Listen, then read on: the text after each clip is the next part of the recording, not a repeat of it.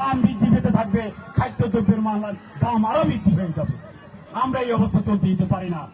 আমরা শেখ হাসিনার কাছে মাথা নত করি নাই। আমরা বর্তমান প্রেসিডেন্ট যারা সৃষ্টি করার চেষ্টা করছে তাদের কাছে মাথা নত করবো না। বিএনপি ভারপ্রাপ্ত চেয়ারম্যান 31 দফার কর্মসূচি দিয়েছে। এখানে যারা আছেন আমার মা বোনরা, আপনাদের জন্য এখানে একটি বিশেষ দফা রয়েছে। সেই দফাটি হচ্ছে আপনাদের জন্য আমাদের দল চিন্তা করেছে যে নিম্নবিত্ত মধ্যবিত্ত লোকের জন্য ফ্যামিলি কার্ড ইস্যু করা হবে। এই ফ্যামিলি কার্ডের মাধ্যমে আপনার প্রয়োজনীয় চাল ডাল সহ নিত্য প্রয়োজনীয় আপনার খাবার দ্রব্য আপনি সেই ফ্যামিলি কার্ডের মাধ্যমে পাবেন। আমরা চিন্তা করেছে আমাদের ভারপ্রাপ্ত চেয়ারম্যান তারেক রহমান সাহেব হেলথ কার্ডের কথা চিন্তা করেছে, বেকার কর্মসংস্থানের কথা চিন্তা করেছে। বক্তব্য আমাদের প্রধান অতিথি দিবে। তাই আগামী দিনে আপনাদের সবাইকে দেশনেত্রী বেগম খালেদা জিয়ার নেতৃত্বে ঐক্যবদ্ধ হতে হবে।